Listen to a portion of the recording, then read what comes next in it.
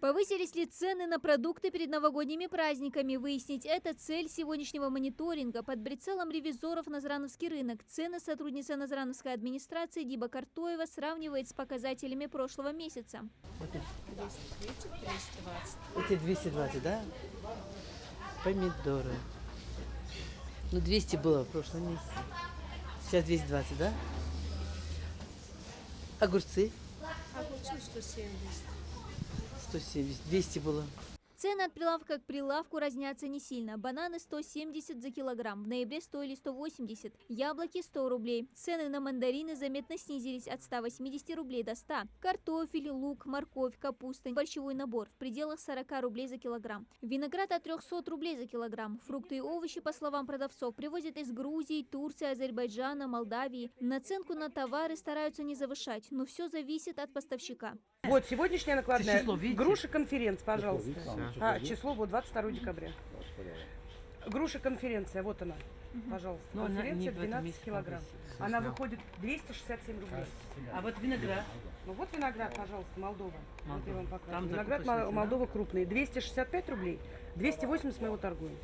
Но это 15 рублей. Огурцы. Огурцы, вот, огурцы, пожалуйста. 170 сегодня. Огурцы у нас 165, их не закупка. Огурцы.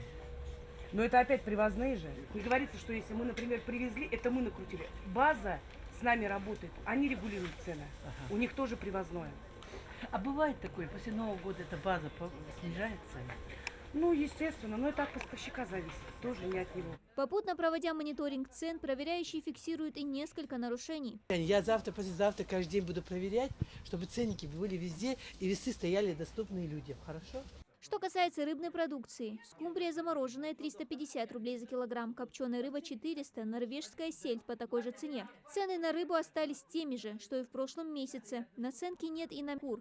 Следом обязательно сравнивают цены. На рынке оно стоит 500 рублей. В последнее время аттихади көтмüşler. Килограмм сахара стоит 65 рублей. По сравнению с ноябрьскими ценами он подорожал на 5 рублей. Стоимость муки снизилась с 60 до 30 рублей за килограмм. Не сильно поменялась цена на крупы и макаронные изделия. А макаронное изделие высший сорт хуливек. Да, мешок 25 рублей. Тахлать. 250 разделить на 5. 50 рублей килограмм. Масло сливочное килограмм от 900 рублей. Сметана цена та же, что и в ноябре, 110 рублей. Молоко с 85 до 100 рублей. Кило сыра 380 рублей вместо 420. Наценка на молочную продукцию невысокая, а вот на яйца цены повысились. Десяток яиц стоит 210 рублей. Скачок цен именно на этот продукт, который есть на кухне у любой хозяйки, заметен во многих регионах страны. И причина тому, отмечают представители Минпромсвязи республики, в подорожании кормовой продукции. Бог лил буж банах и жо корм злили жо продукции лишь банах цацдик чудо декр жо змях шхуслар бахан сандыз неяк транспортировка ожда хама махта кетерзды бензин махус болар транспорт расход жо электрификации хал содержание хал духати когда вацир кормовой я хожу продукции цен мах дикки хусбам. Подобный мониторинг цен представители Минпромсвязи региона и сотрудники муниципалитетов проводят по всему региону еженедельно. Статистические данные, полученные в ходе таких мероприятий, показывают уровень изменения ценовой политики относительно той или иной продукции.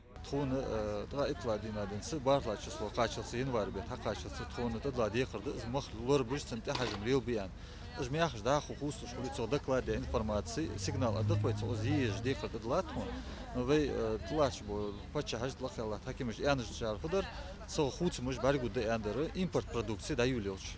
Итоги мониторинга таковы. Резкого скачка цен на большинство продуктов нет, да и повышения тоже. А такие мониторинги комиссия намерена проводить еще в новогодние выходные. Дана Плеева, Сулейман Костоев, Новости 24.